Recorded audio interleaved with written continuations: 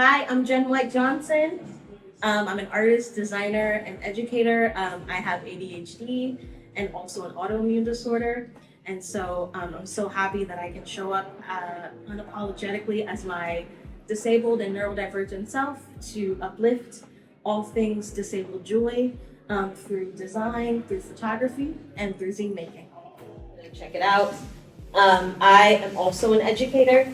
I teach at Bowie State University, and I also teach at MICA, the Maryland Institute College of Art, where I graduated with my degree in graphic design.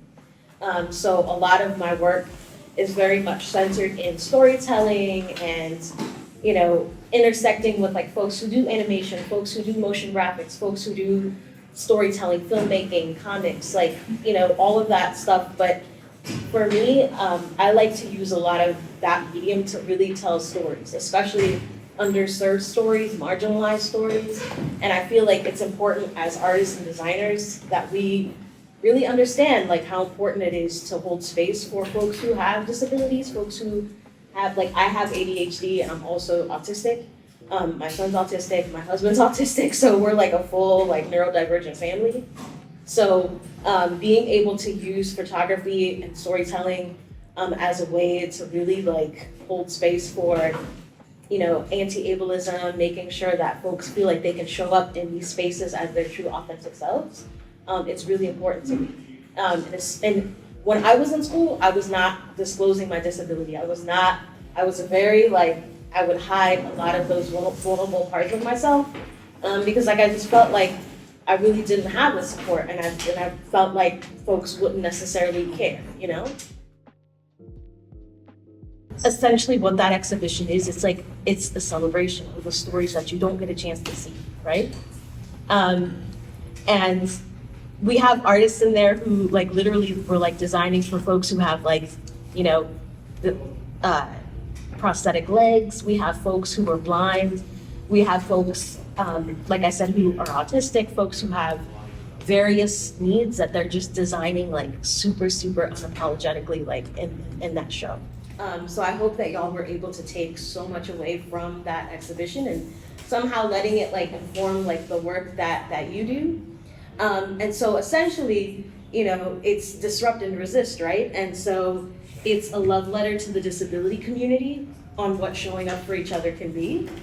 And so today we're essentially going to write love letters, and we're going to use zine making to really encapsulate what that love language is, right? Everything that's happening in the world right now and how it's impacting us, how it's impacting folks who live differently, who have so many different ways of expressing themselves. We don't always necessarily feel like school is a safe space for us, right? But essentially, art is that safe space. Art is our survival. So today, I'm hoping that we can really use zine making to tell those really beautiful, vulnerable stories. And I have a packet that I'm gonna give to all of y'all that basically talks a little bit about this thing called disability justice that is an extension of just disability rights. And it's an extension, from oh, well, these are the logistical conversations that we have to have about disability. We need to make sure that, there are ramps in place, and we need to make sure that there are elevators. And I mean, logistical conversations are super important, but if you feel like you have a disability, and if you can get access to space, but then if you still don't feel like you're necessarily supported within those spaces, and if you don't feel like you can still be respected and put in leadership positions within those spaces, then what's really the point on having so much so-called access if you aren't, if your spirit, if your soul isn't supported. So have fun using all of the fun design languages that you use to really engage with this topic on what disability justice is. And I actually have zine making folding instructions. I'll do a little demo if you haven't done zine making before. And I also have images of all of the artists that are featured in the exhibition so that you can cut them up and paste them into the zines. And if you have to even walk down to the gallery to reacclimate yourself with who some of the artists are, you're more than welcome to do that. And I forgot to grab more of these brochures because they allow for you to invest in some of like the topics and the names of each of the artists, and you can even cut up some of like the images and some of like the text descriptions within the brochure too, and incorporate them into your zines as well. And then there's also the definitions of disability justice, because like I said, like it's really important to kind of hold space for, you know, if y'all are gonna be designing, right? Like who's gonna be, like what kind of work are y'all kind of like diving into? Like I'm curious, like are you designing like for like your own kind of spaces? Are you gonna be doing like commercial based work or advertising or like any, like I heard someone say game design earlier? You know, think about a lot of those communities and a lot of those folks that you're holding space for within your work. And if you're choosing to be very, you know, like exclusive and only designing for like a certain kind of like audience, but you're not prioritizing, you know, like folks who are hard of hearing, folks who have vision impairment, folks who are blind, folks who are neurodivergent, who maybe need like a little bit more literal like definitions when it comes to like some of the stories that they're kind of like, you know, reading. And then who's ever made a zine, like a paper zine before? Nice, cool. So I have a ton of paper here. I primarily do like the basic like 8-page fold, where it's like the simple like 8.5 by 11 fold. But you're more than welcome to have fun with like any other experimental type folds that you want to play around with, or you could do like an accordion based kind of design. I've had students make like pop-ups and they do all sorts of really beautiful interactive zines. And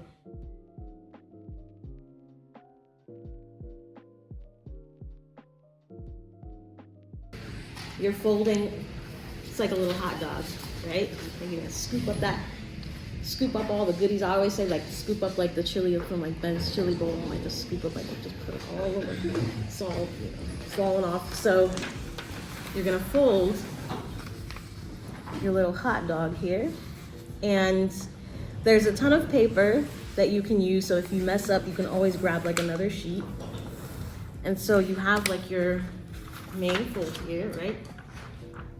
And then now you're gonna do like the hamburger bun. You're gonna fold it almost like a half sheet and try to get it like nice and crisp.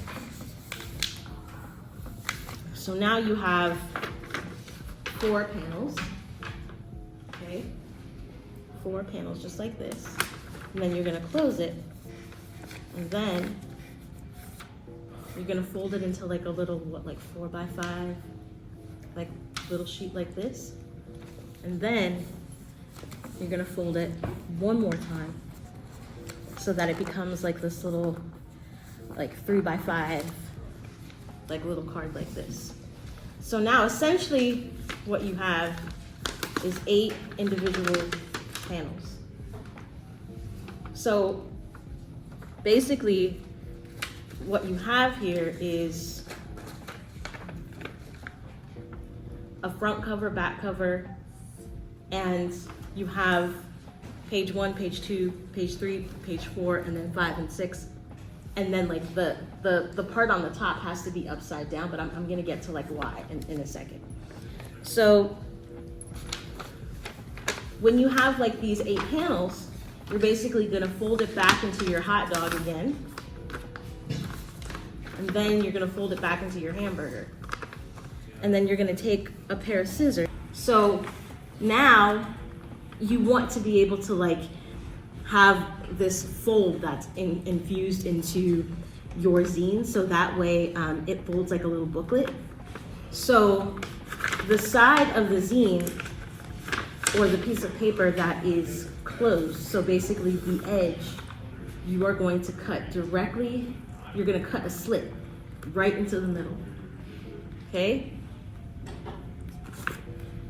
And then when that slit is done, you're gonna have like your little like diamond, essentially. It's like a little like triangle diamond. And you see like what's happening now is that I'm able to just fold it, and it creates essentially like a little booklet.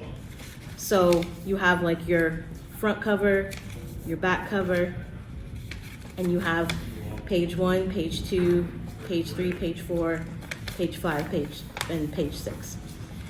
You don't necessarily have to design a different thing on each spread or on each page. Like I have some examples where some students have designed, well, this particular student,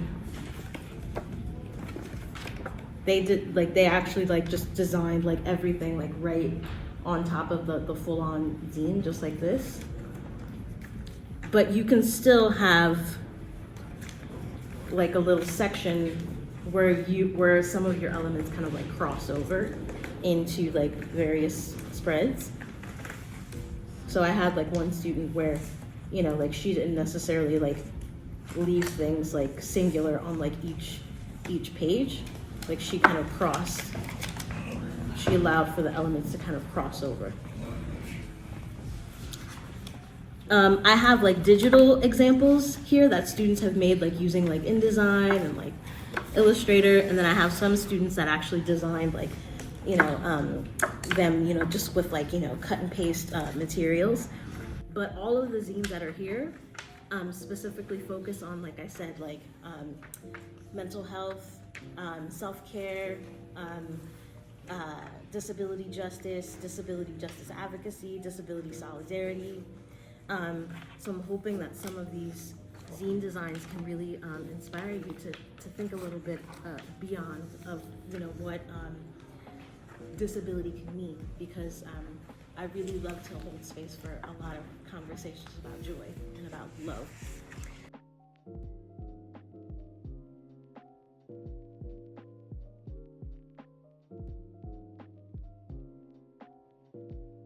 Staples and thread, but if you don't have access to those materials, like this is literally like scissors that cut a slit, and then you can even do like little mini, like I love doing like little tiny little mini zines. So these are like 2 by 5 by like 3 inches, and then it's still the same fold, but it's just using like a smaller, like little tinier piece of paper, and it's still like the same essentially. So if you even wanted to make like a little tiny like little zine like this, like, and to accomplish that you would literally just take an 8.5 by 11 sheet and just fold it and then just cut it right down the middle so that you have like half of that sheet.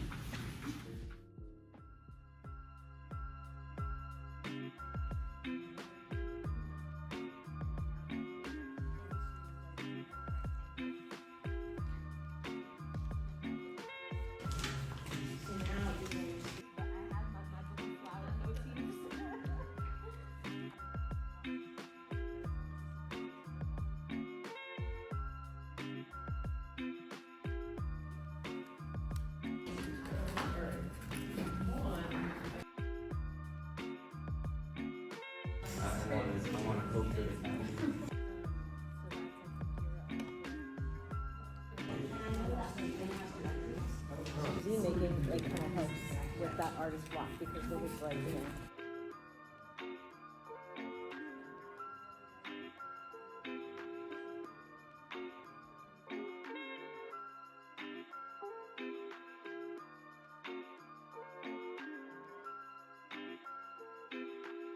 So, Disrupt and Resist, a love letter to the disability community, specifically on what's showing up for ourselves and each other, you know, what it can look like.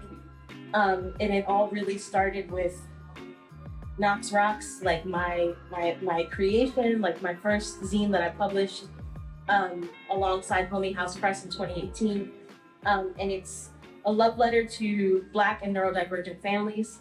And it's a really cool, amazing zine that really helps to document autistic joy. So there's a whole bunch of really beautiful images of my son that have ultimately inspired the photo mural that you see here. And so capturing disability joy is a huge deal for me.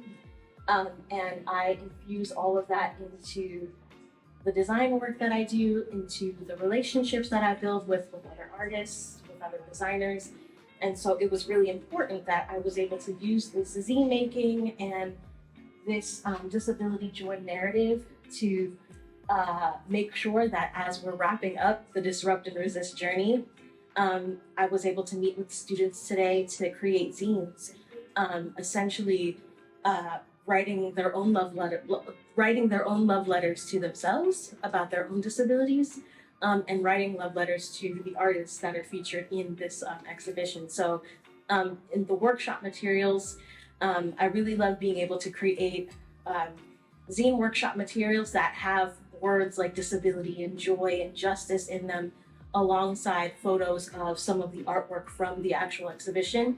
And so students were able to cut and paste images from the show, just like little snippets from the show, to tell their own disability journey, and to also thank all of the artists for, showing up and for showing, what it looks like when we can all create and really uplift each other within our own disabled journey.